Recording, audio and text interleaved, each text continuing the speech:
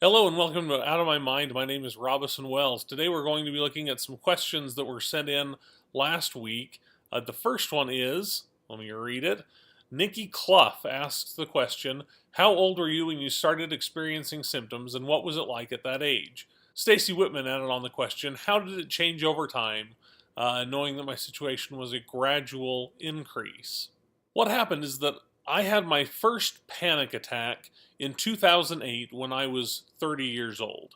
I was doing my MBA internship, which was in Minneapolis, Minnesota. I'm not from there, I'm from Utah. I was there without my family.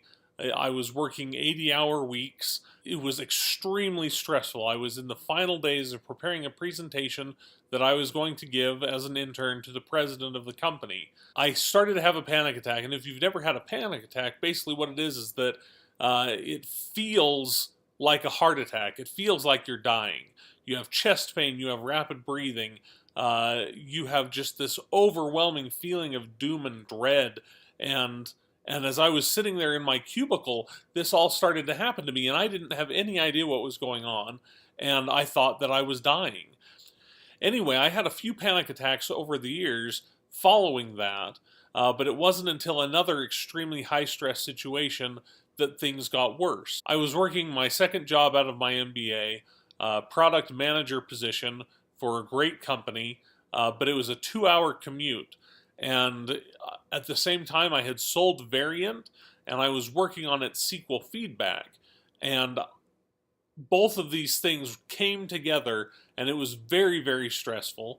And all of a sudden, I just had a meltdown, and it happened fairly quickly over a series of just a few weeks, where I went from totally normal and functional to unable to accomplish anything at all. I was diagnosed with a severe panic disorder, which eventually led to OCD and then eventually led to schizophrenia.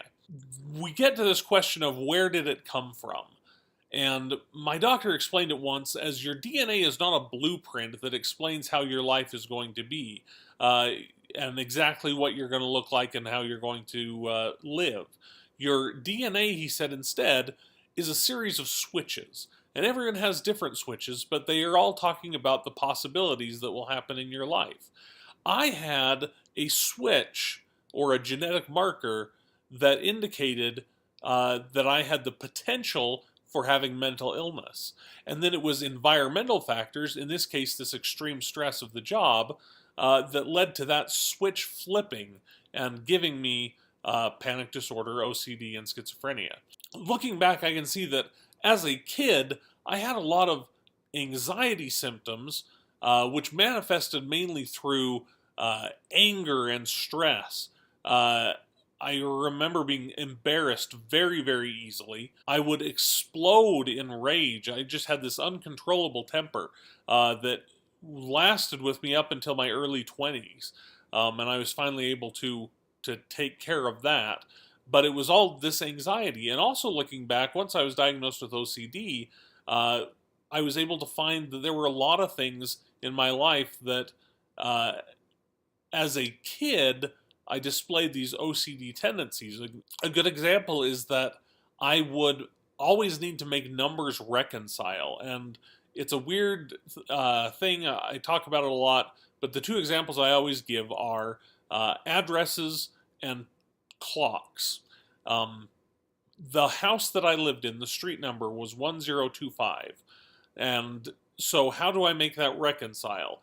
I take the 10 and make it a 10, and then I take the 2 and multiply it by the 5, and it becomes another 10. Or in the house that I'm living in right now, the street number is 431.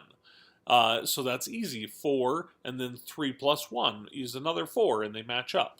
That is all for this week. Thank you so much for all of the questions. I got about 20 good questions, and I'm going to be running through them. This is going to be a Monday, Wednesday, Friday vlog, and I'm really excited to move forward.